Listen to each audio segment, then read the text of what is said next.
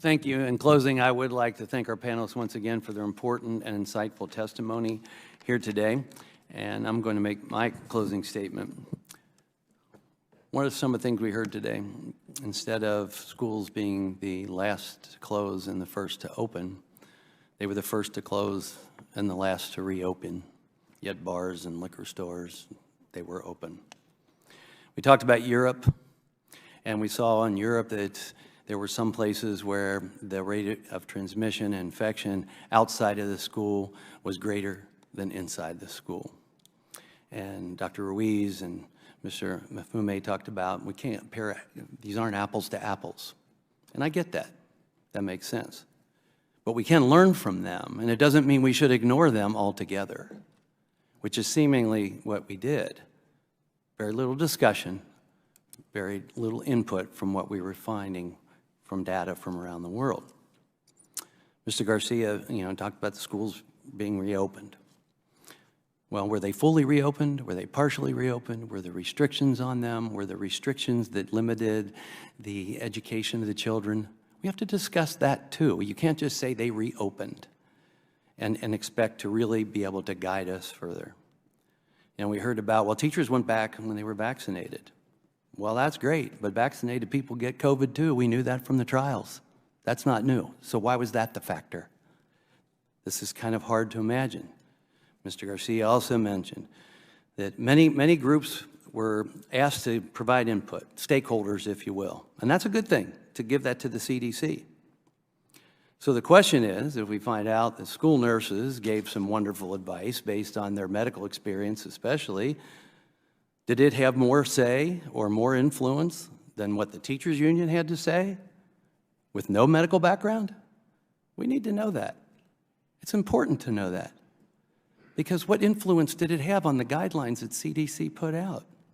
During either administration, actions were taken, actions that are being questioned, that were questioned at the time. Most of the actions were being taken by public health officials or public health agencies. The question is, what was done, what wasn't done, was it helpful or was it hurtful, or did it make no difference whatsoever? That's what we need to be talking about. We look at restricting travel from China. Well, I'd say that's pretty much the ultimate contact tracing there when that was called for. And it certainly was extreme social distancing, which was recommended.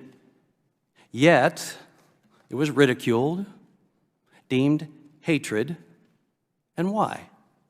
Obviously, it was political reasons.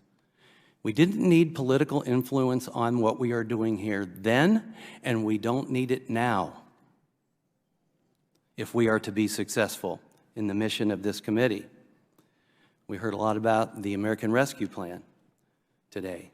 We heard about the dollars spent.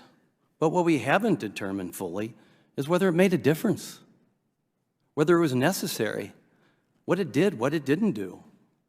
I heard, well, we were able to get more money for vaccines for the children. We don't know fully if they needed it. A lot of data would show they don't need to be vaccinated. They're not at risk. They may have infection-acquired immunity.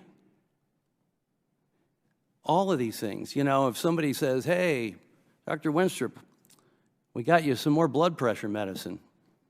Well, I don't have high blood pressure, so it really doesn't matter. So was this worthwhile to give me more blood pressure medicine when I don't need it? Those are the questions we have to ask and be serious about it. Our job is oversight.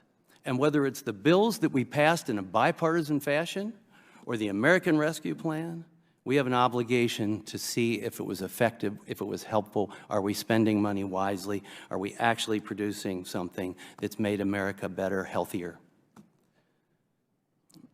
Ms. Mazik, I appreciate what you said. You said after action. I have been saying that from the start, that this is what this committee is about. It's an after-action review. Lessons learned, build a path forward. Not only for school children, but for all of America, and for that matter, for the globe. We can do great things.